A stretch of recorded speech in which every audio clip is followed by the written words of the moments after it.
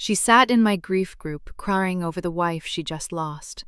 I handed her a tissue, offering my professional smile as the facilitator. I nodded while she sobbed about Rachel's terrible cooking. She thinks I'm just a stranger helping her heal. She has absolutely no idea the woman she's mourning was the love of my life. And tonight, I have to decide if I'm going to destroy her world. The Bev support group met every Tuesday at 7 in the basement of a church that smelled like old hymnals and burnt coffee. Elena Vasquez arrived at 6:40, as she always did, to unfold the chairs and set out the tissues that nobody ever used but everybody appreciated. She was arranging the name tags in a neat row when the door creaked open. A woman stood in the doorway, silhouetted against the fluorescent light of the hallway, and for a moment, Elena thought she was seeing a ghost. Then the woman stepped forward, and the moment passed. "I'm sorry," the woman said, her voice thin and careful. "Am I too early?" Elena checked the clock. 6:47. "You're early, but that's fine. We have a few minutes. I'm Elena, the facilitator. Have you been to a group before?" The woman shook her head. She was wearing a beige trench coat that looked expensive, the kind that came from a store with muted lighting and sales associates who brought you water. Her hair was a smooth curtain of dark blonde, and her eyes were red-rimmed in a way that makeup couldn't quite hide. "I'm Charlotte," she said. I didn't know where else to go." Something in the way she said it, the raw honesty of it, made Elena's chest tighten. She knew that feeling. She knew it better than she wanted to admit. "Then you're in the right place," Elena said and gestured to the folding chairs. "Take a seat anywhere. We'll start when everyone else gets here." Charlotte chose the chair in the corner, the one closest to the door, and sat with her purse clutched in her lap like a shield. Elena watched her for a moment, then turned back to the name tags. She had learned long ago not to push. People came to this room when they were ready, and they left when they were ready, and her job was simply to be their thing in between. By 7, the room had filled with the familiar faces Elena knew by heart. Margaret, whose husband of 42 years had died of a stroke in March. David, a high school math teacher who had lost his brother to an overdose. The Wynne family, 3 adult siblings who came together every week to talk about their mother. And tonight, Charlotte, sitting in the corner with her coat still on, watching the door like she was waiting for someone to walk through it. Elena began the session the way she always did. She introduced the group, recited the confidentiality agreement, and then opened the floor. "For those of you who are new," she said, her voice settling into the rhythm she had learned over 6 years of Tuesday nights, "we go around the circle and share whatever you're carrying this week. You can share as much or as little as you like. There's no wrong way to grieve." Margaret spoke first, her voice thick with tears, then David. Then the youngest Wynne sibling, a girl named Lily who was studying nursing and had her mother's smile. The circle made its way around to Charlotte, and the room went quiet. Charlotte's hands were trembling around her purse. "I don't know what to say," she admitted. I've never said it out loud. To anyone." Elena leaned forward slightly. "Take your time." "My wife," Charlotte said, and the word seemed to cost her something. "Rachel, she died. 8 weeks ago, a car accident. She was going to the grocery store. For milk. And she never came home." The room absorbed this in silence. Elena felt the word land in her chest like a stone dropped into still water. Rachel. She kept her face neutral, kept her voice steady, but her fingers had gone cold around the pen in her hand. "I'm sorry for your loss, Charlotte." Margaret sobbed softly, and a few others murmured their condolences. Charlotte nodded, not quite meeting anyone's eyes. "Thank you. I keep expecting her to walk through the door. I know it sounds crazy, but I hear the key in the lock and I think it's her, and then I remember." "It doesn't sound crazy," Elena said. "It sounds like love." Charlotte looked up at her then, and their eyes met. Elena saw something in that gaze, something raw and searching, and she had to look away first. She had to. Because she recognized the name Rachel. She knew the woman Charlotte was grieving. She had known Rachel Alvarez before she became Rachel, someone else. Before she moved away and changed her name and stopped returning Elena's calls, Rachel had been Elena's first love, her only love, if she was being honest with herself. And she had died 8 weeks ago, and Elena hadn't known. She had found out when she saw Charlotte's name on the intake form, because Charlotte's last name was the one Rachel had taken when they married. Small world, she thought bitterly. Small, cruel world. The session continued. Charlotte spoke a little more, her voice growing steadier as she talked about Rachel's laugh, her terrible cooking, the way she sang off-key in the shower. Elena listened with her facilitator's face, nodding at the right moments, offering the right words, while inside she felt something old and buried beginning to stir. When the group ended at 8:30, the others filed out slowly, lingering to chat or to hug. Charlotte stayed in her corner chair, and Elena busied herself with stacking the extra chairs, trying not to look at her. "Thank you," Charlotte said, approaching the table where Elena was packing up. "For tonight, I didn't think I would be able to say any of that out close." "Doctor, you did well," Elena said, and it was the truth. "Grief is a marathon, not a sprint. You don't have to have it figured out tonight." Charlotte managed a small, tired smile. That's what Rachel used to say about everything. "You don't have to have it figured out tonight." She paused. "It's funny, I almost didn't come. I looked up support groups online, and yours had the best reviews, but I almost turned around 3 times in the parking lot." "I'm glad you didn't." "Me too." Charlotte hesitated, then extended her hand. "Thank you, Elena. I think I'll be back next Tuesday." Elena shook her hand. Charlotte's palm was warm, and her grip was gentle but present. "We'll be here," Elena said. Charlotte left, and the door swung shut behind her, and Elena stood alone in the empty room with the smell of old hymnals and burnt coffee, feeling the weight of the secret she now carried. Rachel was dead. Rachel had married Charlotte. Rachel had never told her, and now Rachel's widow was sitting in her grief group every Tuesday, looking at her with those red-rimmed eyes, and Elena had no idea what she was supposed to do with any of it. She packed up her bag and turned off the lights. The church basement fell into darkness, and she walked up the stairs into the cool October night, her heart a tangle of old grief and new confusion. She would see Charlotte again next Tuesday, and the Tuesday after that, and the Tuesday after that, and she would have to decide eventually whether to tell her the truth. The second Tuesday came faster than Elena expected. The week had been a blur of spreadsheets and grocery runs and phone calls with her mother, and somehow it was already 7 o'clock, already time to unlock the church basement door, already time to set out the folding chairs. She arranged them in the same loose circle, same as always. 11 chairs. Some weeks they needed all of them, some weeks only 4.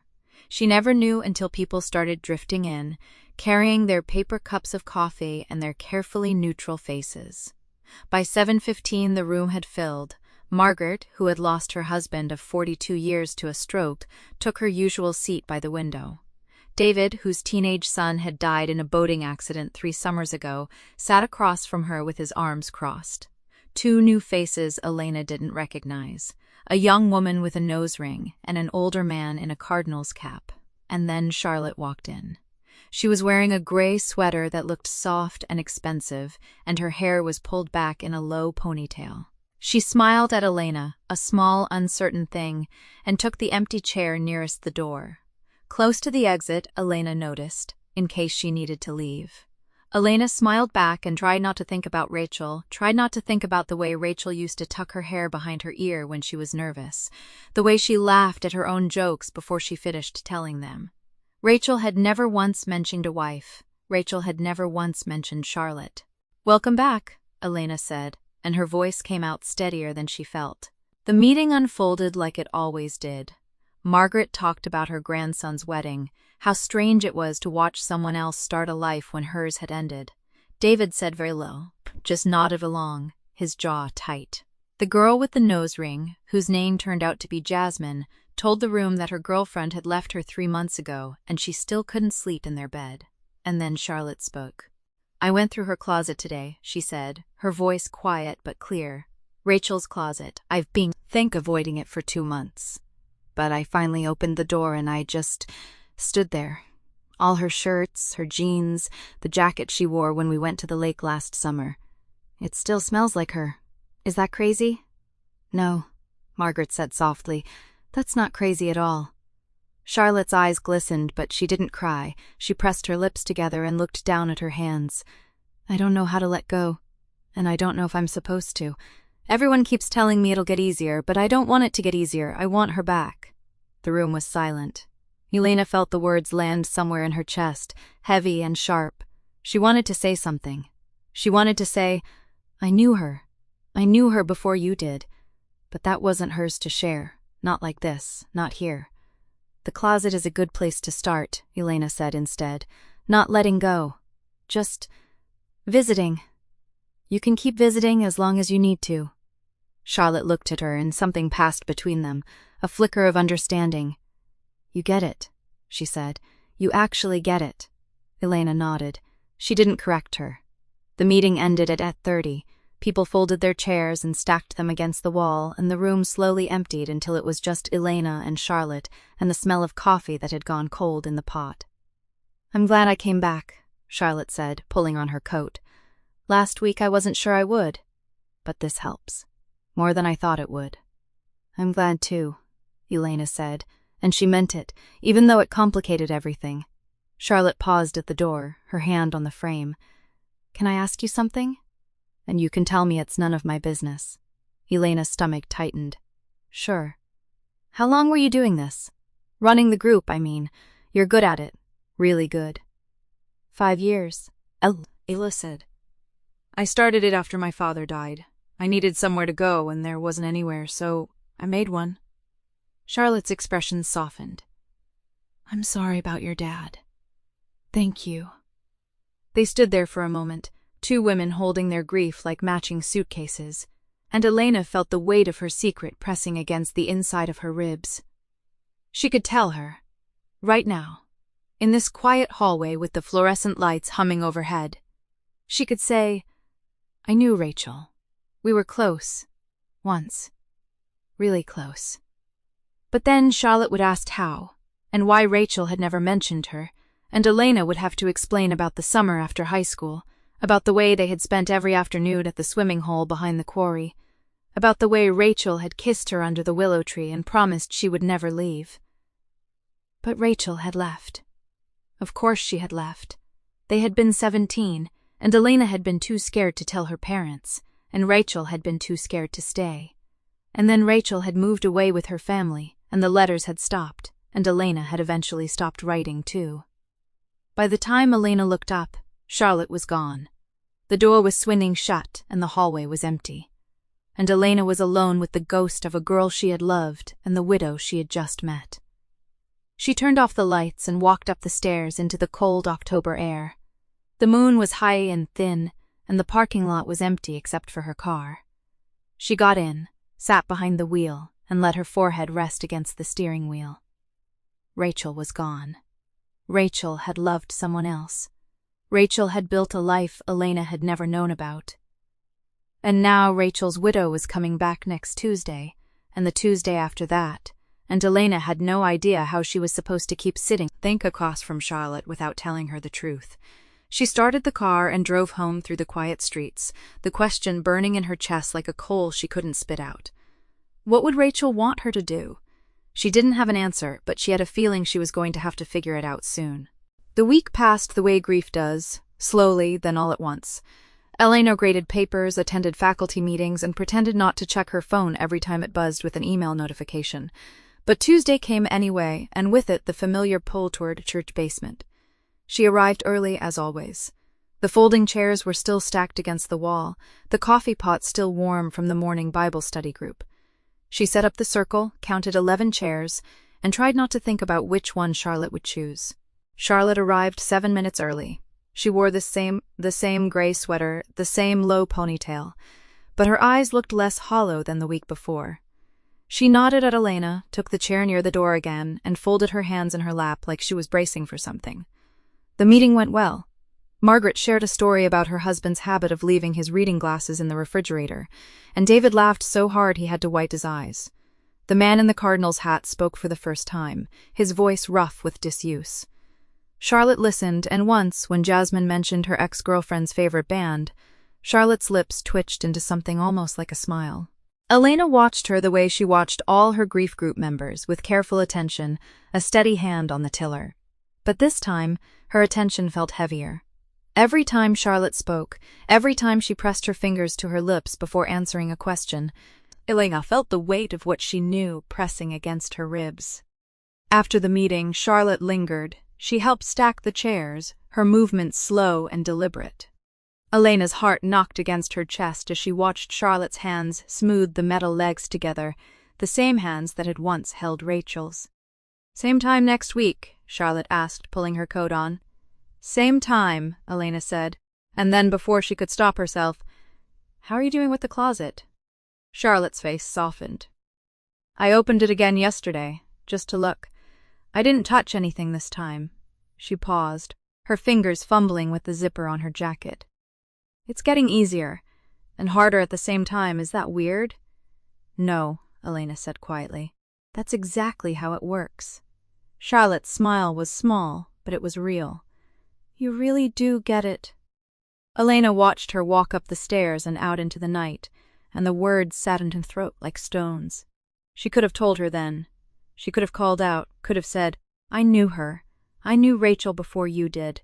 She kissed me under a willow tree when we were 17, and she promised she would never leave, and then she did." But she didn't. She stood there, gripping the back of a folding chair, and listened to Charlotte's car engine fade into the distance. The idea came to her that night.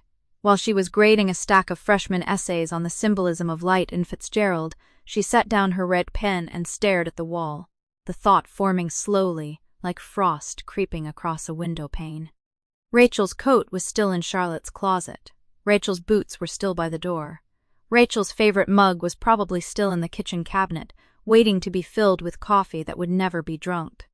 Elena had a box, a small cardboard box, tucked in the back of her own closet, filled with things she had never been able to throw away. A dried flower from the swimming hole, a movie ticket stub, a Polaroid of Rachel laughing, her hair wet from the lake, her eyes bright with the kind of joy that made Elena's chest ache even now, 15 years later. Rachel had never known Elena kept these things. Rachel had moved on, built a life, married a woman who wore gray sweaters and folded her hands in her lap when she was nervous. But Charlotte deserved to know something real, something that would help her understand the woman she had loved. Elena got up. She walked to her closet, pulled down the box, and sat on the floor with it in her lap.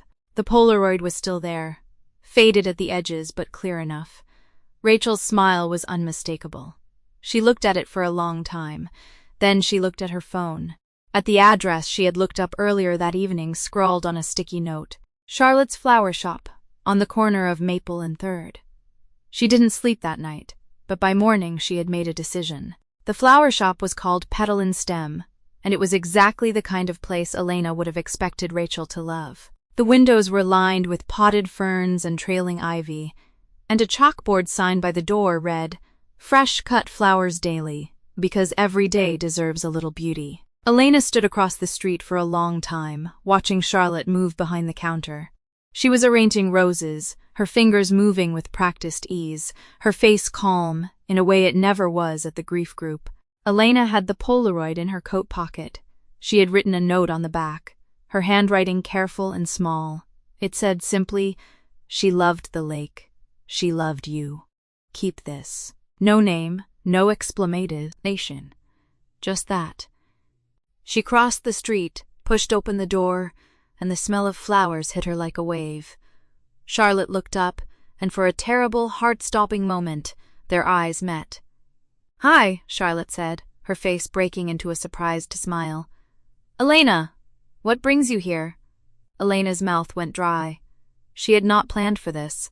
She had planned to slip the Polaroid under the door, to leave it in the mailbox, to disappear before anyone saw her. She had not planned to stand here, in the warm yellow light of the shop, with Rachel's widow smiling at her. "I saw the shop," Elena managed. "I was walking by. It's lovely." Charlotte's smile widened. "Thank you. It's been in my family for 3 generations. My grandmother started it in the 70s. She gestured at the counter. "Can I get you anything? We have a new shipment of dahlias. They're just gorgeous this time of year." Elena's hand closed around the Polaroid in her pocket. She could do it now.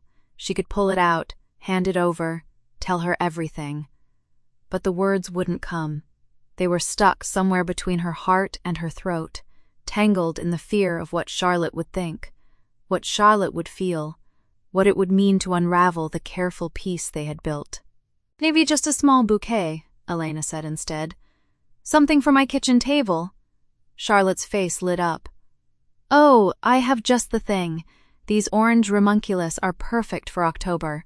Let me wrap them up for you."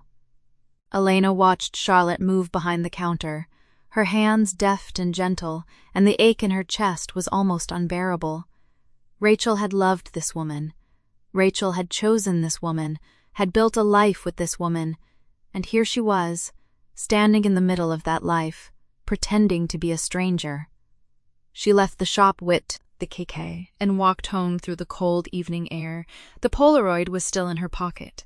That night, after the shop closed, Charlotte found the envelope tucked under the back door. She opened it with trembling fingers, and when she saw the Polaroid, she sat down on the floor of her empty shop and cried. She didn't know who had left it, she didn't know why, but she held the photo of Rachel, young, laughing, soaked from the lake, and she felt something shift inside her, a crack in the wall of grief, a sliver of light. She turned the photo over and read the note again. She loved the lake. She loved you. Keep this. Her phone buzzed, a text from an unknown number. "I hope this finds you well, E." Charlotte stared at the screen. Elena, the grief group leader, the woman who always seemed to understand, who spoke about loss like it was a language she had learned to speak fluently. She didn't text back, but she saved the number. And in her apartment across town, Elena sat on her living room floor, surrounded by the rest of the box she had kept for 15 years, and wondered if she had just made the biggest mistake of her life, or the first right choice she had made in years. The week after the photo arrived, Charlotte did something she hadn't done in months. She took a Friday afternoon off. Not because she felt like celebrating, not because the shop was slow. It wasn't. Spring weddings were already stacking orders on her work table. She took the afternoon off because she couldn't stop thinking about the photograph, and she needed to do something with her hands that wasn't arranging someone else's roses. She drove to the lake. It took her 40 minutes to find the spot. The dirt road had grown over in places, and she almost missed the turn. But then she saw the old oak thing with the carved initials R, E, and C. D.U. clumsily pressed into bark 15 years ago, and her breath caught. She parked and walked to the water's edge. The swimming hole was smaller than she remembered, quieter. The summer light filtered through the pines exactly the way it did in the photograph, and for a moment Charlotte could almost hear Rachel's laugh echoing off the water. She sat on a flat rock and pulled the photo from her jacket pocket. Rachel, mid-laugh, hair plastered to her cheeks, the lake glittering behind her. Charlotte had never seen this picture before. She had never known anyone had been there to take it. Who had been standing on the shore that day? She turned the photo over. The note was still there, the handwriting careful and slightly slanted. She loved the lake. She loved you. Keep this. Charlotte read it 3 times. Then she put the photo away, drove back to town, and did something she had avoided doing all week. She texted Elena. "I went to the lake today. The one in the photo. Thank you for sending it. I don't know how you got it, but thank you." She stared at the message for a long time before hitting send. Then she put her phone in her purse and tried to forget she had done it. Elena was grading essays when the text came through.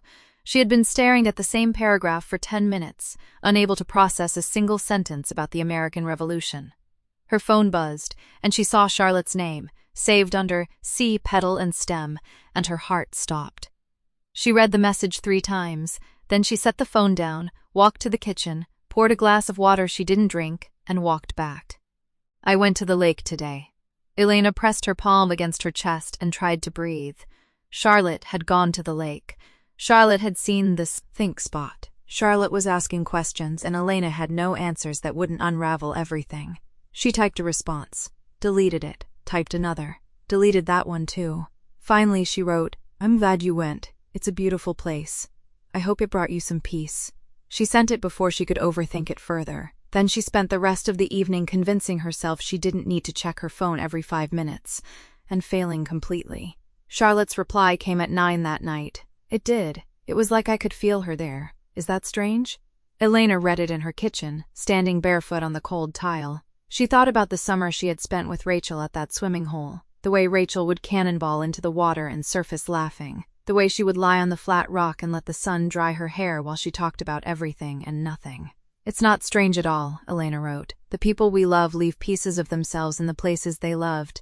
It makes sense that you'd find her there. She hit send, then immediately wanted to take it back. It was too honest, too close to the truth of her own grief, the grief she had been carrying for 15 years without telling anyone. But Charlotte's reply came quickly. You really do understand. I don't know how, but you do. Elena set the phone down and pressed her hands to her face. This was dangerous. Every conversation pulled them closer. Every text made Charlotte trust her more, and every ounce of trust made the eventual truth hurt that much more. She should stop this. She should keep her distance, stay purely professional, let Charlotte grieve without the complication of a stranger who knew too much. But she couldn't. Because for the first time in 15 years, someone walked go this asking Elaine about Rachel. Not the grief in the abstract, not the loss as a concept, Rachel, the actual woman, the one Elena had loved and lost and never told a single soul about. And Charlotte didn't even know she was doing it. Sunday afternoon, Charlotte texted again. I'm opening the shop early tomorrow. I found some old peony bulbs in the back shed and I'm going to try to coax them into blooming. It feels like something Rachel would appreciate. Elena read it while sitting in her small apartment, surrounded by the box of Rachel's things she had spread across the floor. The dried flowers, the ticket stubs, the other photographs she hadn't been able to bring herself to send. Peonies are stubborn, she wrote. They take their time, but when they decide to bloom, they're worth the wait. She paused, then added, I'd like to see them sometime. When they bloom, I mean. She stared at the message for a long time before sending it. It was a step further than she had meant to take, a door she had cracked open without meaning to. Charlotte's reply came almost immediately. I'd like that. I'll let you know when they're ready. Elena looked at the screen and felt something dangerous bloom in her chest. Something that felt like hope. Something that felt like the beginning of a feeling she had no business having. She looked down at the photo in her lap. Rachel, arms spread wide, mid-cartwheel on the beach. Happy, alive, 15 years gone. I'm sorry, Rachel, Elena thought. I'm trying to do right by her. I just don't know if I'm making it better or worse. Monday morning, Charlotte was arranging a delivery order when the door to Petal and Stem opened and she looked up, expecting a customer. Instead, she saw Elena, standing in the doorway with a takeout cup in each hand, wearing a soft gray sweater and an expression that hovered between nervous and determined. I was in the neighborhood, Elena said quickly, and I thought, you mentioned the peonies. She held out one of the cups. I brought you a latte. I didn't know how you take it, so I got it with oat milk and a shot of vanilla, which is what I get. And if that's wrong, I can drink it, and you can have mine. Charlotte stared at her. Then she laughed. A real laugh. The kind she hadn't let out in weeks. That's exactly how I take it, she said. Are you psychic? Elena's cheeks flushed. Lucky guess. Charlotte took the cup and gestured around the shop. Welcome to Petal and Stem. I was just about to check on the peonies. Want to see them? Elena followed her to the back workroom, where a cluster of potted bulbs sat on the windowsill, just beginning to push green shoots toward the light. Charlotte pointed at them with something like pride. They're stubborn, like you said. But they're starting to wake up. Elena looked at the shoots, then at Charlotte, standing in the morning light with her sleeves rolled up and her hair slightly messy from work. She looked better than she had at any of the grief group meetings. Lighter, more herself. They're going to be beautiful, Elena said softly, and she wasn't sure if she was talking about the flowers. Charlotte met her eyes for a moment longer than necessary. Then she smiled and turned back to the peonies. I'll text you when they bloom, she said. You promised you'd come see them. Elena nodded, her heart doing something complicated in her chest. I promised. She stayed for 20 minutes, drinking her latte among the flowers, listening to Charlotte talk about soil acidity and bloom cycles, and the way Rachel had always hated the smell of peonies, but loved how they looked in the shop. Elena filed every detail away like a gift. When she finally left, Charlotte walked her to the door. Thank you, Charlotte said, for the coffee, for the photo, for, all of it. Elena wanted to say something honest, something true, but the truth was too heavy and she wasn't ready to put it down yet. Any time, she said instead, and she walked away before she could say anything she'd regret. The peonies bloomed 4 days later. Charlotte texted Elena a photo at 7 in the morning, the pale pink petals still wet with dew. "They opened overnight. I told you they would," Elena replied before she could stop herself. "The ones by the back door, or the ones near the fence?" She stared at her own message for a long moment. She hadn't meant to ask that. She hadn't meant to reveal that she knew the shop had a back door, that the peony bed ran along the fence line, that Charlotte always planted the lightest varieties closest to the building because the afternoon sun hit that wall first. Charlotte's reply came quickly. "The fence ones. How did you know there were 2 beds?" Elena's thumb hovered over the keyboard. She typed, "You mentioned it," and deleted it. She typed, "Lucky guess," and deleted that too. Finally she wrote, "You're a good teacher. I paid attention." It was true, in a way, she had paid attention. She had paid attention to Charlotte for 15 years, memorizing every detail Rachel let slip about her, every photograph Rachel showed her, every small story told with such obvious love that Elena had once felt something close to envy. But Charlotte didn't know that. Charlotte thought she was just a grief group facilitator with an unusually good memory. That evening, Elena went to the shop. She told herself it was to see the peonies. She told herself it was to be a good facilitator, checking in on a group member who had made visible progress. She even brought a box of pastries from the bakery down the street, a peace offering for showing up unannounced. Charlotte was in the back room, surrounded by buckets of cut stems, her sleeves rolled up to her elbows. She looked up when Elena knocked on the open doorframe and smiled. "You came," Charlotte said. "I wasn't sure you would." "I said I would." Elena set the pastries on the work table. "These are from that place on Maple Street, the one with the good croissants." Charlotte's hands stilled over the stems.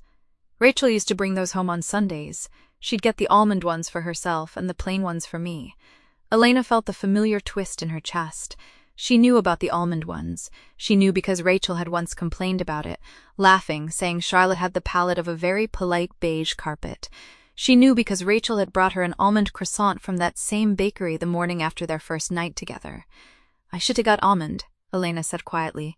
Charlotte shook her head. "No, I like plain. Rachel always said it was boring, but—" She stopped, a small smile crossing her face. "You know what? You remind me of her sometimes, not in how you look, and how you listen. She was the only person who ever listened to me like I mattered." Elena's throat closed. She wanted to say, I know she listened. I know how she looked at you when you walked into a room. I know she loved you more than she ever loved anyone, and I knew it even when I wish I didn't." Instead, she picked up a bundle of white peonies and began stripping the lower leaves. "Can I help?"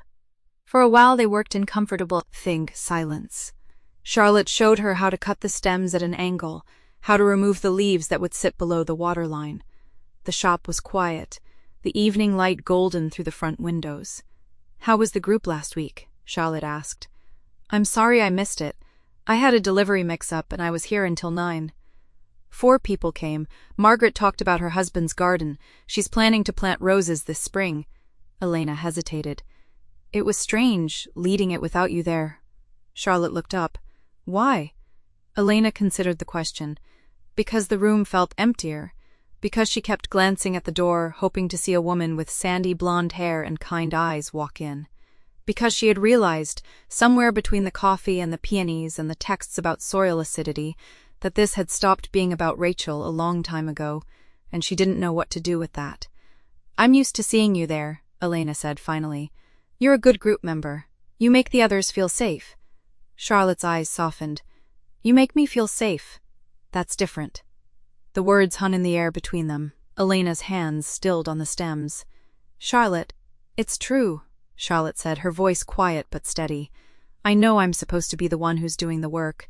I know the group is for people like me, people who are grieving, but you've made it easier.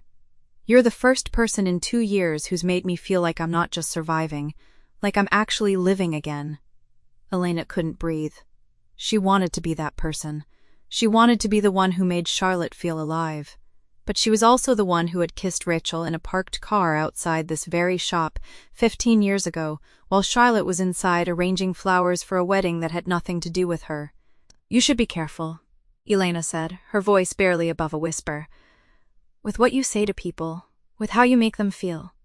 Charlotte frowned. What do you mean? Elena set down the peonies. She wiped her hands on her jeans, buying herself a moment. I mean, you're in a vulnerable place, and She stopped. I'm your facilitator. I'm supposed to be neutral. You're not neutral, Charlotte said. You're kind. There's a difference. Elena looked at her, and for one terrible, beautiful moment, she wanted to tell her everything. She wanted to say, I knew Rachel. I loved her. She loved you more. I've been watching you from across this room for 3 months, and every time you talk about her, I die a little inside because I know something you don't. But she didn't. She picked up another peony. These are beautiful, she said instead. The ones by the fence. I can see why you planted them there. Charlotte tilted her head. You know, you never told me how you knew about the 2 beds. Elena's heart stuttered. You must have mentioned it. I don't think I did. Charlotte's voice was curious, not accusatory. I was trying to remember on my way here. I don't think I ever told you the fence bed existed. The silence stretched. Elena's mind raced. She could say she saw it through the front window. She could say she'd walked around the building once, looking for a delivery entrance. She could say anything at all that would fill the space where the truth was screaming to be heard. You mentioned it when you talked about the soil, Elena said. In the group, you said the fence bed drains better because the ground slopes. Charlotte's face cleared. Oh, right. I did say that, didn't I? Mm-hmm. Elena forced a smile. I pay attention. It's my job. Charlotte Laud ruffled softly. It's more than that. You make people feel seen. Rachel used to say that was a gift, the ability to make someone feel like they were the only person in the room. Elena's chest ached. She sounds like she was wise. She was. Charlotte's eyes grew distant. She was the wisest person I ever knew, and she was mine for 12 years. I keep trying to figure out what I did to deserve her, even for that long. Elena wanted to cry. She thought about Rachel's laugh, sharp and bright. She thought about the way Rachel had looked at Charlotte across a crowded room at a party 15 years ago, like nothing else existed. She thought about the night Rachel had called her, crying, saying she'd made a mistake, saying she wanted to go home to Charlotte, saying Elena deserved someone who could love her without conditions. She had let her go. She had stood in her own kitchen and watched Rachel walk out the door, and she had told herself it was the right thing, the only thing, because Rachel had never really been hers to keep. And now, Rachel was gone, and Charlotte was here, and Elena was holding peonies in the shop Rachel had loved, pretending she was just a grief group facilitator with a good memory. I should go, Elena said. Charlotte's face fell. Oh, okay. I have an early session tomorrow. Elena set down the peony she'd been holding. Thank you for letting me see them. They're everything you said they'd be. Charlotte walked her to the door. She paused with her hand on the frame, looking at Elena with an expression that was hard to read. Can I ask you something? Charlotte said. Elena's pulse quickened. Of course. Have you ever lost someone? The way I've lost Rachel? The question hit Elena like a physical blow. She thought about the night she got the news, the bit the world had tilted sideways, the way she'd driven to the cemetery and stood at the back, hidden behind a tree, watching Charlotte and a few dozen others lower Rachel's coffin into the ground, the way she'd gone home and sat on her kitchen floor for 3 hours, holding the croissant wrapper Rachel had left on her counter the last time she'd visited, the one she'd never been able to throw away. Yes, Elena said. I have. Charlotte nodded slowly. Then you know how it feels to lose someone you can't explain. I do. Charlotte's eyes searched hers. Do you ever get over it? No. Elena's voice was raw. But you learn to carry it. You learn to make room for the life that's still here. Charlotte was quiet for a long moment. Then she reached out and touched Elena's arm. Just briefly, just lightly. Thank you, she said, for being here. For making me feel like I'm not alone. Elena nodded, not trusting herself to speak. She walked to her car with her hands shaking. She sat in the driver's seat for a long time, staring at the shop's darkening windows, and she thought about the croissant wrapper in her kitchen drawer and the photograph in her box, and the way Charlotte's voice had softened when she said Rachel's name. She had told herself she could do this. She had told herself she could be close to Charlotte without breaking. But she was breaking. Slowly, quietly, one peony stem at a time, and a truth was still buried somewhere inside her, waiting for the moment she'd finally be brave enough to dig it up. She started the car and drove home, the peony's scent still clinging to her clothes. The grief group met on Thursday, as it always did. Charlotte arrived early, as she always did. She set up the chairs in a loose circle, placed the box of tissues in the center, and tried not to think about the way Elena's hand had felt on her arm 3 nights ago. She failed. The others filtered in slowly. Marcus brought his usual cup of gas station coffee and his usual story about his wife's garden. Diane talked about her son's college graduation, her voice wavering only slightly when she mentioned that his father wasn't there to see it, and Elena sat in her usual chair, her usual notebook open on her knee, her usual calm expression firmly in place. But Charlotte was watching her now, really watching. "Elena," Charlotte said when the conversation lulled, "you mentioned last week that you lost someone close to you. Do you want to talk about that?" The room went quiet. Marcus looked down at his coffee. Diane folded her hands in her lap. Elena's pen stopped moving. For just a moment something flickered across her face. Then it was gone. "I don't usually share much about myself," Elena said carefully. "That's kind of the deal with running a group like this. It's not about me." "Maybe it should be sometimes," Charlotte said. "You're always taking care of us. Who takes care of you?" The question hung in the air. Charlotte watched Elena's jaw tighten, watched her eyes drop to the notebook, watched her fingers curl around the pen like she was holding on to something. "I have my ways," Elena said finally. "I have good friends, I have my work, and I have this group." She looked up, and her smile was almost convincing. "I'm okay, Charlotte, really." Charlotte wanted to push further. She wanted to ask what Elena's loss had been, who it was, how long ago. She wanted to understand why Elena sometimes looked at her like she was seeing someone else. But she didn't. She just nodded, and let the conversation move on, and filed away the way Elena's voice had cracked on the word okay. After the meeting, Charlotte lingered. She helped Marcus fold the chairs, helped Diane find her keys, helped herself to a few extra minutes in the room's quiet. Elena was packing her bag. Her movements were precise, efficient. She didn't look up. "Thank you," Charlotte said, for answering. Elena paused. "You didn't give me much choice." "I know. I'm sorry. It's just—" Charlotte stepped closer. "You know so much about all of us.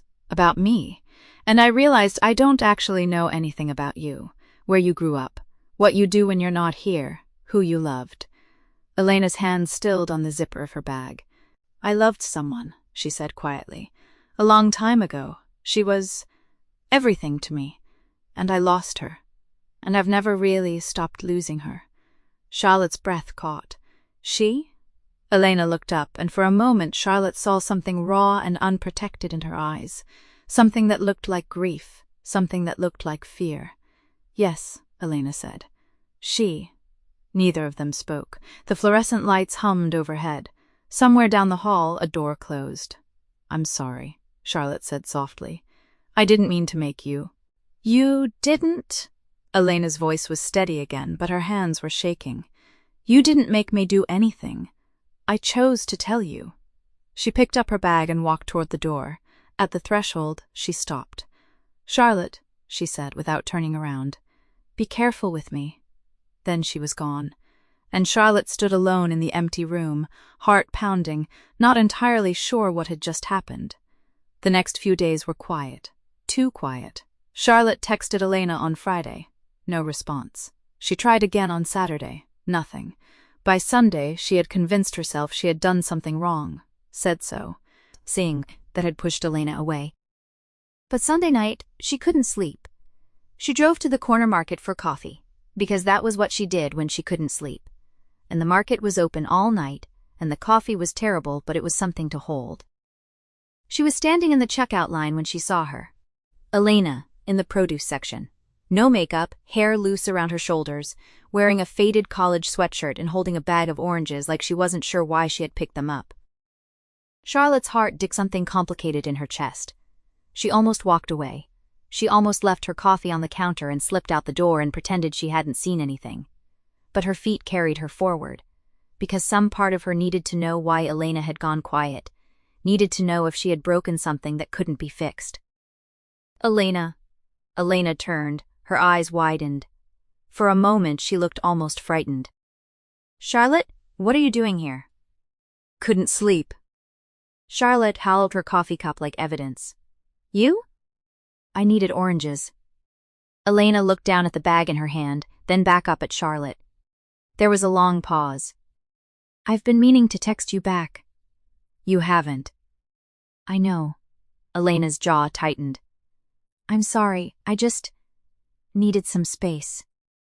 Charlotte nodded slowly. She wanted to ask why. She wanted to ask what she had done. She wanted to ask who the woman was, the one Elena had loved and lost, the one she was still losing. Instead, she said, The peonies are starting to fade. Elena blinked. What? At the shop, the ones you helped me plant. They're starting to drop their petals. I've been meaning to deadhead them, but I haven't had the time. Charlotte paused. You could come by, if you want. I make a decent cup of coffee, and advertisement. Flowers are still pretty even when they're dying. Elena was quiet for a long moment. Then, slowly, a small smile tugged at the corner of her mouth. Are you asking me to come watch flowers die with you? I'm asking you to come keep me company, Charlotte said. The flowers are just a bonus. Elena looked at her, really looked. And Charlotte felt for just a moment like she was being seen in a way she hadn't been seen in years. Okay, Elena said softly. I'll come by, tomorrow, after work. Charlotte nodded and something in her chest loosened. They stood there in the fluorescent light of the corner market, two women holding coffee and oranges, not quite touching, not quite ready to leave. Charlotte, Elena said finally, thank you for not giving up on me. I don't give up on people I care about, Charlotte said. That's just not who I am. Elena's breath caught. She looked down at her oranges, then back up at Charlotte, and her eyes were bright. Who are you, Charlotte? She asked quietly. Really? Charlotte considered the question. It was a good question. She wasn't sure she knew the answer anymore. I'm someone who's learning to live again, she said. And I think you might be part of why I'm learning. Elena didn't respond, but she didn't look away either. They paid for their things in silence. They walked out into the cool night air together. They stood by their cars, barred 3 spaces apart, neither quite ready to say goodbye. Tomorrow, Elena said. Tomorrow, Charlotte agreed. And when Elena drove away, Charlotte stood in the empty parking lot for a long time, wondering why the shape of Elena's shadow felt so familiar, and why her own heart felt so full of something she couldn't name. The next afternoon, Charlotte opened the flower shop at noon on Finca spent the first hour pretending she wasn't watching the door. She was. Of course she was. She had arranged the coffee mugs on the shelf behind the counter 3 times, moved a pot of lavender from the windowsill to the work table and back again, and swept the same patch of floor twice. The shop smelled like damp soil and cut stems, that green, honest smell that always calmed her. But today it didn't quite work. She had texted Elena her address the night before. No reply. She had told herself that was fine. Elena would come if she came. That was the deal. That was the boundary Charlotte had promised herself she would respect. At 12:47, the bell above the door chimed. Elena stood in the doorway with her hands in the pockets of a worn leather jacket, squinting against the bright afternoon light pouring through the glass. She looked like someone who had argued with herself all the way here, and wasn't entirely sure which version of herself had won. Hi, Charlotte said. Hi. Elena stepped inside, letting the door close behind her. She looked around the shop, taking in the buckets of roses, the hanging eucalyptus, the little table by the window where Charlotte sometimes drank her lunch coffee. This is not what I expected. What did you expect? I don't know, something more organized. Charlotte laughed. It's organized chaos. There's a difference. Elena almost smiled. Almost. She walked over to the counter and set down a small paper bag. I brought these. From the market. I didn't know what to bring, so I brought oranges. Charlotte picked up the bag and peered inside. The oranges were perfect, round and bright as little suns. You brought me oranges? Is that weird? It's very weird. Charlotte set the bag down gently. I love them. Thank you. They stood there, think for a moment. Two women in a flower shop, neither quite sure what to do with their hands. Charlotte finally gestured toward the back door. The peonies are out back. I need to cut down the spent blooms. You can help if you want, or you can just sit and keep me company. I'll help, Elena said. I'm not good at sitting. The back courtyard was small and sunny, bounded by a wooden fence that Charlotte had painted pale green 2 summers ago. The peony bushes grew along the far wall, their heavy heads already drooping, petals browning at the edges. Charlotte handed Elena a pair of pruning shears and showed her how to cut just above the first healthy leaf. Like this, she said, snipping a spent bloom cleanly. You want to leave the foliage so it can feed the roots for next year. Elena examined the shears, then the bush, then attempted a cut. It was clumsy but serviceable. I've never done this before. Does it show? Rude. Charlotte grinned. It felt easy, this kind of teasing. She hadn't realized how much she'd missed easy. They worked in companionable silence for a while. The sun moved across the courtyard, warm and unhurried. Charlotte noticed Elena's hands were careful, methodical. She took her time with each cut, as if she wanted to get it right, as if she cared about this small, unremarkable task more than she wanted to admit. You're good at this, Charlotte said. I'm good at following instructions when they make sense. Most of my instructions make sense. Do they? Charlotte laughed again. She was laughing more than she had in months. It felt strange and good, like stretching a muscle that had gone stiff. They moved down the row of bushes, working side by side, Vard herself talking, filling the quiet the way she always did when she was nervous. She talked about the peonies, how they had been her mother's favorite, how she had planted this bed the spring after her mother died, how she had almost dug it up last year because she couldn't bear to look at it. Elena stopped cutting and listened. Why didn't you? She asked. Charlotte ran her fingers over a soft, velvety petal. I don't know. I think I was afraid that if I got rid of them, I'd forget her. Which is stupid, because I could never forget her. But it felt like, if I stopped tending the thing that reminded me of her, I was saying it was okay that she was gone. Elena was very quiet. You know what I mean? Charlotte asked. Yes. Elena's voice was rough. She cleared her throat. I know exactly what you mean. They didn't look at each other. They went back to cutting. But something had shifted between them.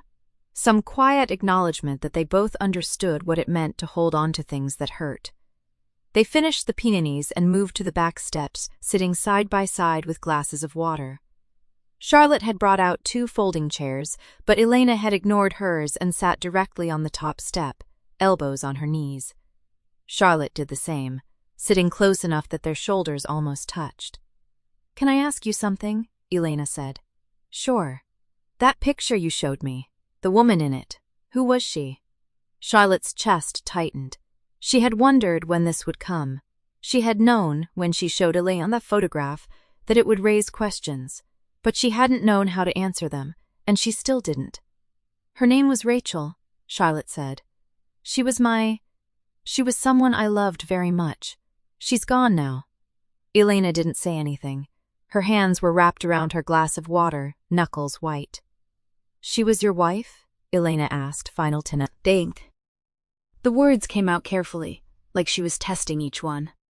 Not legally, but yes, she was my wife in every way that mattered. Elena nodded slowly.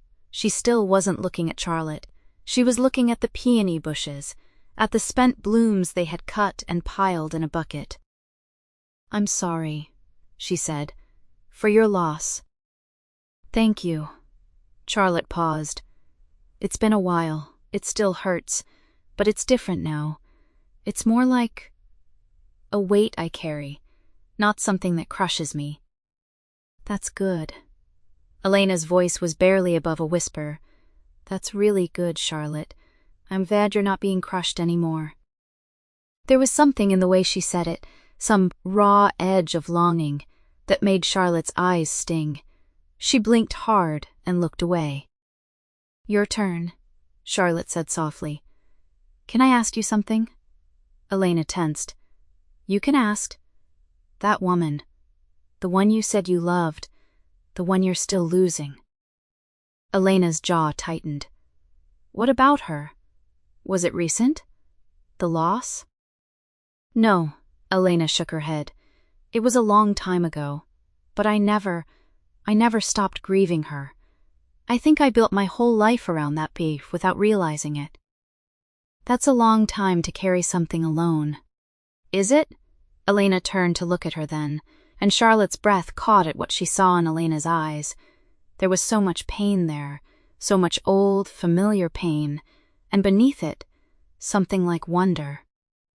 You're the first person who's ever said that to me, that I didn't have to carry it alone.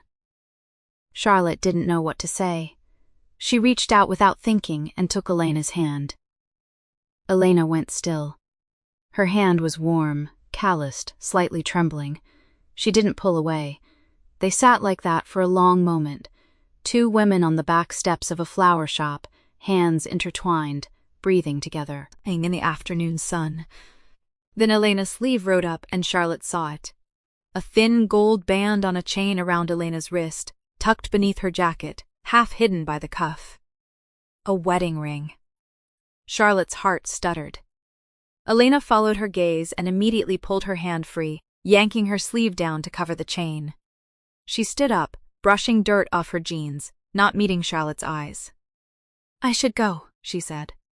Elena! I shouldn't have stayed this long. You have work. I have things.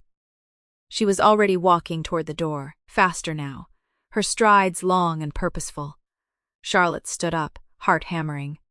Elena, wait! Elena stopped with her hand on the door. She didn't turn around. That ring, Charlotte said. Whose is it? A long, aching silence. Elena's shoulders rose and fell with a deep breath. It was hers, Elena said. The woman I loved. She gave it to me before she died. I've worn it every day since. Charlotte's blood ran cold. The golden band, the shape of the shadow, the way Elena's pain felt so familiar, so achingly, impossibly familiar. Elena, she said, and her voice cracked. What was her name? Elena's hand tightened on the door. Elena, please. What was her name? But Elena opened the door and walked through it.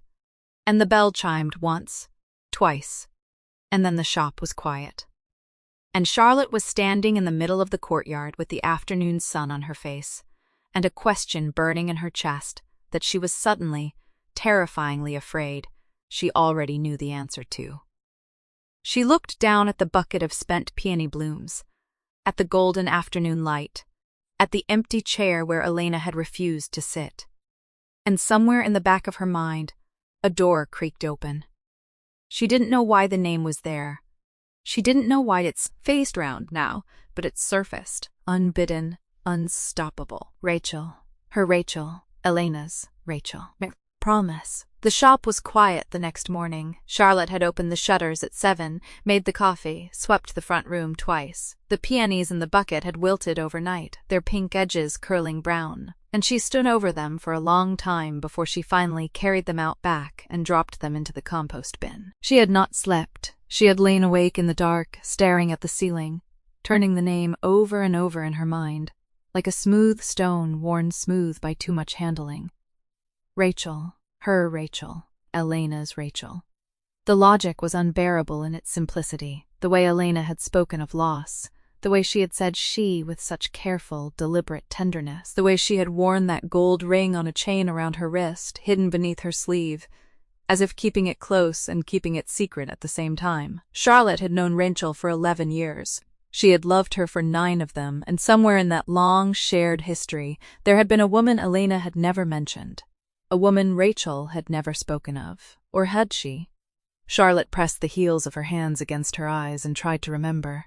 Rachel had been private about certain things. She had joked about past lives, about old chapters, She had laughed off questions with a wave of her hand and a change of subject. Charlotte had never pushed. She had been young, grateful to be loved, afraid that asking too many questions might make the love retreat. Now that silence felt like a door she had walked past 1,000 times without noticing. She called the support group line at 9. It went to voicemail. She called again at 10.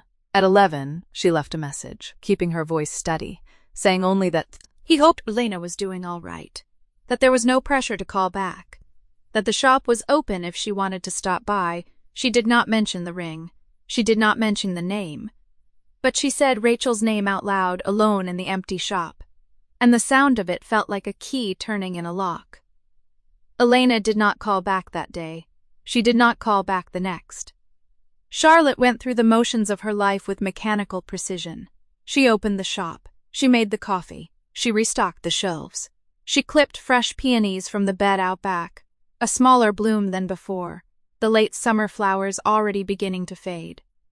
She rang up customers with a smile she did not feel and folded her hands in her lap when the shop emptied, staring at the door. She told herself she was giving Elena space. She told herself that Elena had earned the right to her privacy, that whatever grief she carried was hers to share or not share. Charlotte had spent years learning to be patient, to let people come to her. She had built her whole life around being the steady one, the one who waited. But waiting felt different now. It felt like a choice she was making, rather than a comfort she was hiding in. On the third day, she drove to the community center where the support group met. The room was empty, the chairs stacked against the wall, the fluorescent lights humming. A janitor was mopping the floor at the far end of the hall. He looked up when she came in and shook his head. "Haven't seen her in a while," he said. "The one who runs the group? She usually leaves a key with me if she's going to miss a session. Didn't this week." Charlotte thanked him and walked back to her car. She sat in the driver's seat with her hands on the wheel, looking at the building in the rearview mirror. She'd been coming to this group for 6 months. She had sat in that room and listened to strangers talk about their losses, and she had felt, for the first time since Rachel died, like she was not alone. And all along, the woman leading the group had known Rachel, had loved her, had kept her. Charlotte's hands tightened on the wheel. The anger rose up in her chest, hot and sudden, and she let it come. She let herself feel the unfairness of it. Elena had listened to her talk about Rachel for months. Elena sat across from her, nodding, offering comfort, offering tissues, while holding a ring on a chain around her wrist that Rachel had worn on her finger. Had Elena known from the very first session? Had she looked at Charlotte and recognized the name, recognized the grief, recognized the widow of the woman she had loved? And still she had said nothing. Charlotte drove home with the windows down, letting the wind dry the tears she did not bother to wipe away. She was not sure if she was crying from anger or from sorrow or from some deeper, more complicated thing. She only knew that she could not sit still. She could not wait any longer. She was going to find Elena. She was going to ask her directly, face to face, and whatever answer came, she would deal with it. She found Elena at the cemetery. It was late afternoon, the golden hour casting long shadows across the grass. Charlotte had driven past the gates on impulse, on instinct, as if some part of her had known where to look. And there she was, sitting on the bench beneath the old oak tree, her back to the road, her head bowed. Charlotte parked and walked across the lawn. The gravel crunched under her feet, and she saw Elena's shoulders tense, saw her hands still in her lap. She did not turn around when Charlotte sat down beside her. For a long moment, neither of them spoke. The cemetery was quiet, the only sound the distant hum of traffic and the rustle of leaves overhead. Charlotte looked at the rows of headstones, at the flowers left at some of them, at the bare grass in front of others. "I didn't know where else to look," Charlotte said finally. Elena did not answer. Her hands were folded in her lap, and Charlotte could see the chain around her wrist, the gold ring glinting in the low light. 3 days, Charlotte said. "You didn't call back." "I know." "I called the community center. The janitor said you haven't been in." "I know." Charlotte turned to look at her. Elena's face was pale, her eyes red-rimmed, her hair escaping from a loose knot at the back of her neck. She looked exhausted, hollowed out, as if she had not slept either. Elena. Charlotte's voice was soft, but it carried. I need you to tell me the truth. Elena closed her eyes. Please. I need to know. Was it Rachel? Was the woman you loved my Rachel?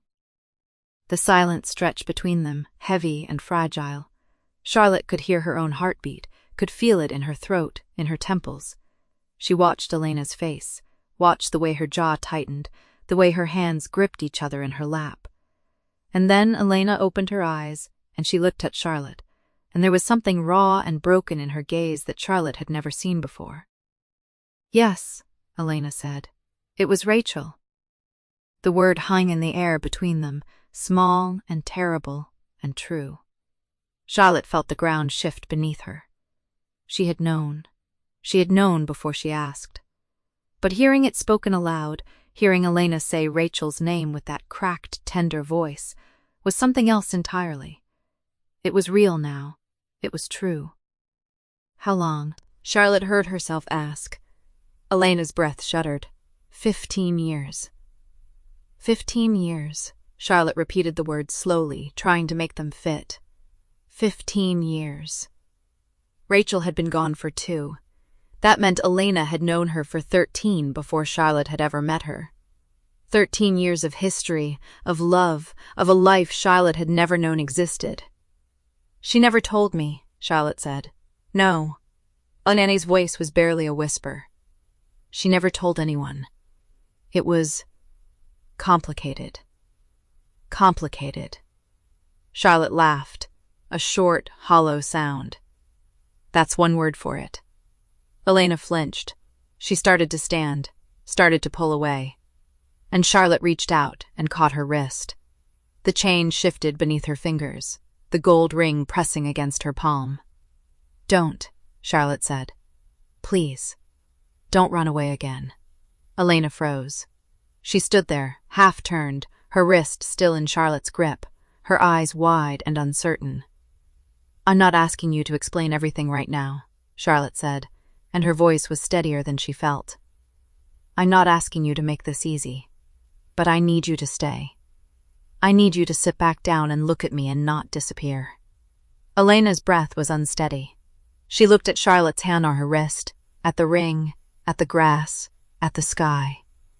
And then, slowly, carefully, she sat back down. She did not pull her wrist away. Charlotte let go of her, but only slowly, her fingers lingering a moment longer than necessary before she folded her hands in her lap. She looked at Elena, at the lines of exhaustion around her eyes, at the way she held herself like someone bracing for a blow. I'm still here, Elena said quietly. I'm not going anywhere. Charlotte nodded. She did not know what to say next. She did not know what came after this, after the name, after the truth that had been sitting between them all along. She only knew that Elena was here, that she had stayed, that the bench beneath them was solid, and the afternoon light was warm, and the ring on Elena's wrist was real. It was not an answer, it was not a resolution, but it was a beginning. The silence between them stretched long enough that Charlotte thought Elena might not speak at all. The cemetery had emptied of visitors, the light had shifted from gold to amber, then to the soft, bruised purple that comes just before dusk. Somewhere beyond the trees a lawnmower coughed to life and then fell silent. Elena's hands were wrapped around her own wrists now, not Charlotte's. She was looking at the grave marker, at the name carved into the stone, at the dates that bracketed a life. Her name was Rachel Ann Whitmore, Elena said. She was born in Des Moines. She moved to Chicago when she was 22. She hated the winters but loved the lake. She used to say the lake made the cold worth it. Charlotte felt her chest tighten. These were facts she knew, facts she had lived beside for 2 years of marriage. But the way Elena said them felt different, like she was reciting scripture. I met her at a bookshop on North Avenue. I was looking for a first edition of something I couldn't afford. She was looking for a birthday present for her mother. We reached for the same book at the same time, and she laughed and said, "Great minds." And I said, "Or small bookshops." And she laughed again, and I knew. Charlotte's throat was dry. Knew what? Knew I was in trouble. Elena's mouth curved into something that was almost a smile. I was 26, she was 30. We were both too young to know what we were doing. We figured it out anyway. The words came slowly at first, then in a steady, "Thanks, Bream." Elena talked about the early years, about stolen weekends in hotel rooms because Rachel wasn't ready to tell anyone, about the apartment they eventually shared on the north side, the one with the crooked kitchen cabinets and the radiator that quanked all winter, about the way Rachel took her coffee, the way she read the newspaper backwards, the way she snored softly during thunderstorms. Charlotte listened. She did not interrupt. She watched Elena's face as she spoke, watched the years moving across her features like weather. She was going to leave him. Elena paused. She was going to leave you. Charlotte felt the words land like a physical blow. Her hands went still in her lap. She loved you, Charlotte. That part was real. But she loved me too. And she was exhausted. And she told me that night that she was going to tell you everything. She had a speech prepared. She was going to sit you down and explain. And she was going to move out, and she was going to stop pretending. Which night? Charlotte's voice came out din. The night she died. The words hung between them. Charlotte felt the world tilt slightly. The way it does when you learn that the ground you've been standing on has been hollow all along. She was driving to tell you, Elena said. She was going to come home and have the conversation. But there was an accident on the interstate and a truck, and... She stopped, pressed her fingers to her mouth. I found out the next morning. A mutual friend called. I thought it was a mistake. I kept saying, "No, that's not right. She was supposed to be home." And the friend said, "She never made it home." And I knew she had been driving to you. Charlotte's eyes burned. She blinked hard. She did not want to cry in front of this woman. This woman, had loved her wife, who had been loved by her wife, who had carried this grief silently for 2 years. "Why didn't you tell me?" Charlotte asked. "When you saw me at the support group, why didn't you just say something?" Elena's laugh was hollow. "I was going to. I had it all planned. I was going to walk up to you and say, 'I'm Elena. I was your wife's lover for 15 years, and I'm sorry.' And then I was going to leave and never come back. But you were sitting there with the peonies, and you looked so lost, and I couldn't do that to you. You lied to me for weeks. I didn't lie. I just didn't tell you the truth." Elena's eyes met hers, raw and red-rimmed. "I know that's not the same thing, but I was scared. I was so scared of what you would see when you looked at me. I was scared you would see her, and I was scared you would see nothing at all." Charlotte sat with that. The wind moved through the trees. A bird called somewhere in the gathering dark. "The peonies," Charlotte said slowly. "The ones I bring to her grave every Sunday. She never told me she liked peonies. I just picked them because they were in bloom that first spring." Elena nodded. "She hated them." Charlotte blinked. "What?" "Rachel hated peonies. She said they were too heavy, too fragrant, that they always drooped by the second day. She was allergic to them, actually. They made her sneeze." Charlotte stared at her. "But I've been bringing them for 2 years. The first time I saw them, I thought it was a joke," Elena said. "I thought, that's Rachel's wife, bringing Rachel the flowers she hated. And then I realized you didn't know, and somehow that made it better, not worse. It meant you were bringing her something from your own heart, even if it wasn't what she would have chosen." Charlotte laughed. It came out wet and broken, a sound she didn't recognize. "I've been giving my dead wife her allergic trigger for 2 years. She probably finds it funny," Elena said. "If there's anything after this, she's definitely laughing." They sat in silence again, but it was different now. The weight between them had shifted, redistributed, become something that could be held rather than carried. "Why the support group?" Charlotte asked. "Why did you come?" "It wasn't for grief. You had your own way of grieving." Elena was quiet for a long moment. "I came because I wanted to see you," she said finally. "I came because I wanted to see the woman she chose to come home to. I wanted to hate you. I tried to hate you. And then you talked about the way she folded her socks, and the way she always missed the last step on the staircase. And I couldn't hate you, because you loved her. You really loved her." "I did," Charlotte said. "I still do." "I know. Elena looked at her. That's the thing. I know. I've always known. And I'm sorry. I'm sorry I was the reason she was going to leave. I'm sorry I was the reason she was on that road that night. If I hadn't pushed her to tell you, she would still be here. Charlotte reached out. She took Elena's hand, the one with her wife's ring on the wrist, and held it between both of hers. Listen to me, she said. You didn't put her in that car. You didn't make it rain. You didn't drive that truck. She made a choice to tell the truth, and she died before she could. That's not your fault. And it's not mine. It's just what happened. Elena's chin trembled. I should have… Stop. Charlotte's voice was gentle but firm. There is no should have. There's only what happened and what happens next. And I need to know, what happens next? Do wa? The gang sitting in this grief alone, or do we figure out how to carry it together? Elena looked at her, at the woman who had every right to hate her, who was instead holding her hand in the fading light of a June evening, in a cemetery where their shared loss lay beneath the earth.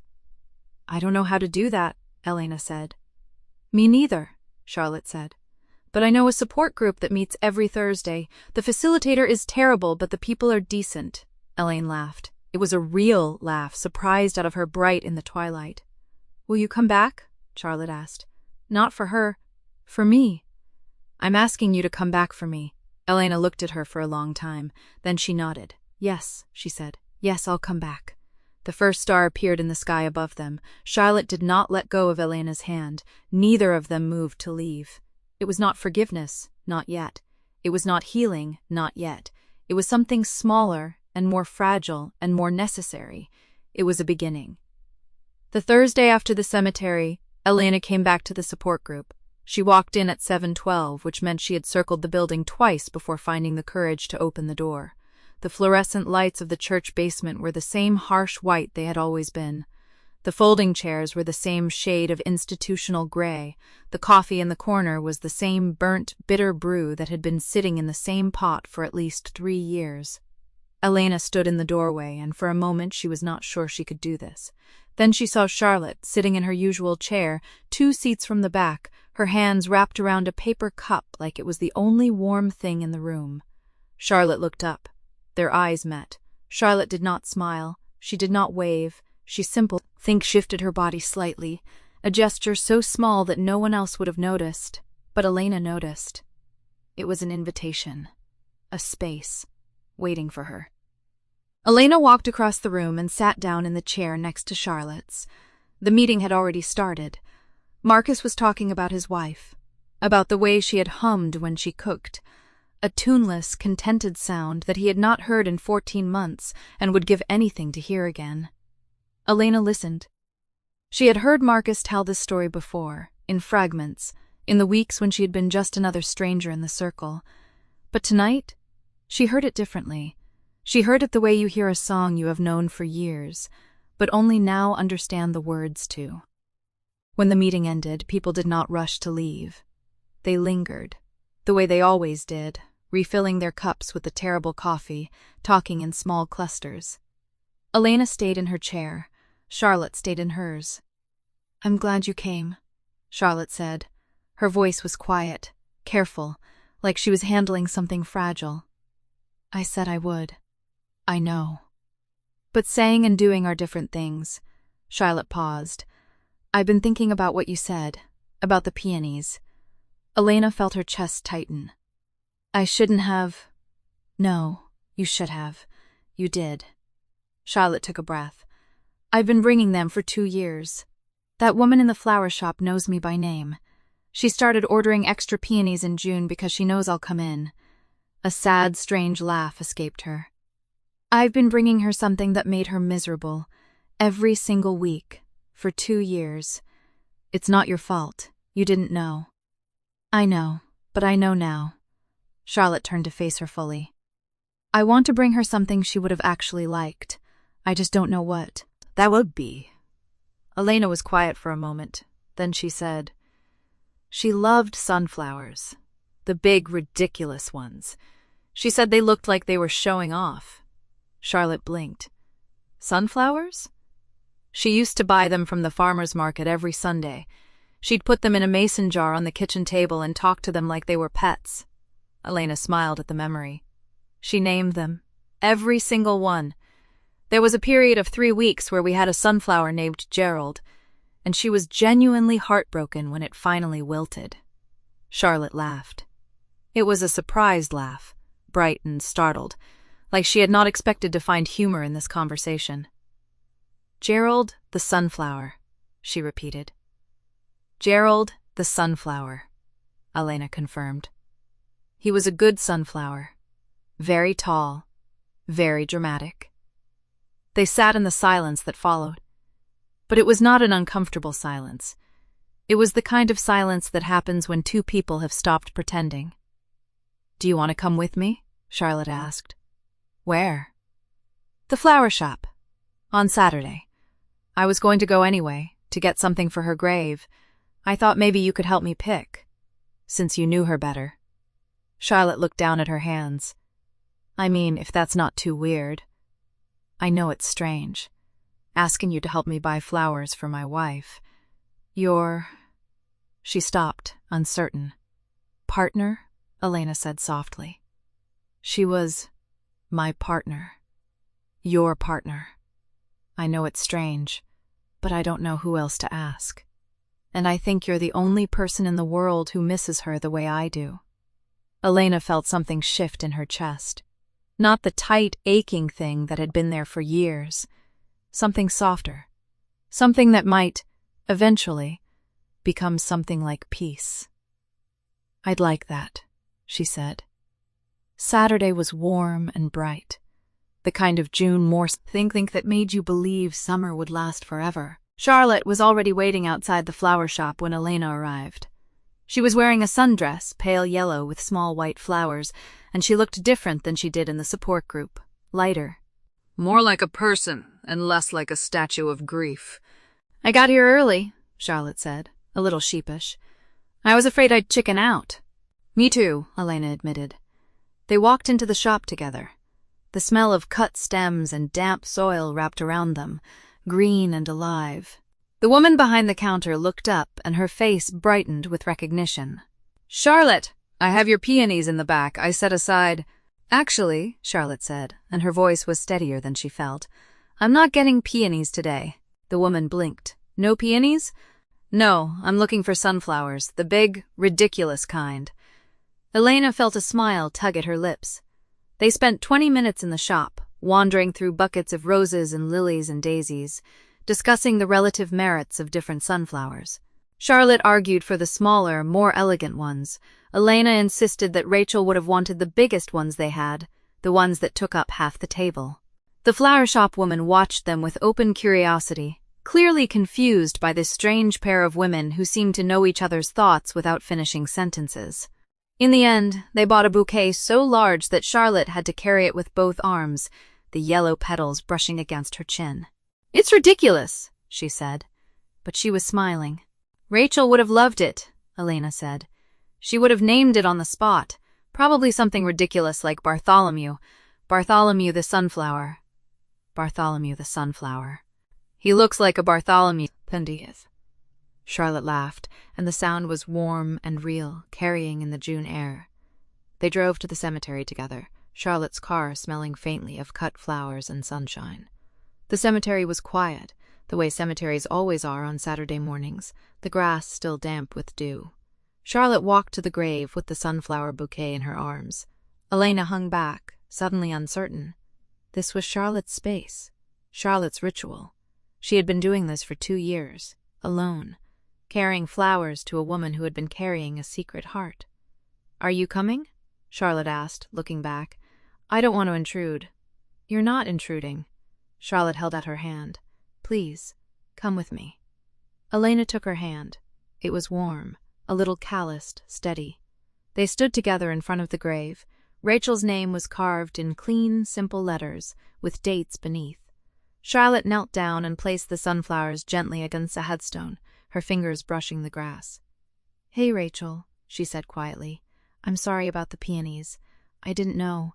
I should have known, but I didn't." She paused. "Elena tells me you liked sunflowers. I hope that's true. I hope you're somewhere where you can see these and know that we're both here, that we're both remembering you, that we're trying to figure out how to do this without you." Elena knelt down beside her. "She would have hated that you're apologizing for peonies," Elena said. "She would have said something like, 'Charlotte, you absolute disaster. You brought me my mortal enemy for 2 years, and I never said anything because I loved watching you try.'" Charlotte laughed, and then she was crying, and then Elena was crying too, and they knelt there together in the grass. Two women who had loved the same person, who had both lost her, who were somehow finding each other in the space she had left behind. After a while, Charlotte wiped her eyes. "This is a weird friendship," she said.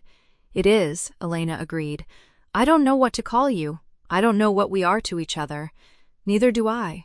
They sat in the quiet for a moment. "But I know I'm glad you're here," Charlotte said. "I know I don't want to do this alone anymore." Elena looked at her, at this woman who had every reason to hate her, who instead was sitting in the grass beside her, sunflowers between them, tears drying on both their cheeks. "Neither do I," she said. The next Thursday they sat together again. And the Thursday after that, the group got used to them. The two women who always arrived together now, who shared a car and a quiet understanding. Marcus once asked if they were sisters. They looked at each other and said, no. They didn't try to explain. In July, Charlotte brought sunflowers to the meeting just because.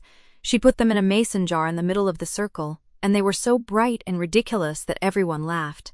In August, Elena invited Charlotte to her apartment for dinner. She made Rachel's recipe, the one Rachel had always made on Sundays, and she taught Charlotte how to make it, and they ate it together at a small table with a mason jar of sunflowers between them. In September, they went back to the flower shop together, and Charlotte bought a single sunflower for her kitchen table.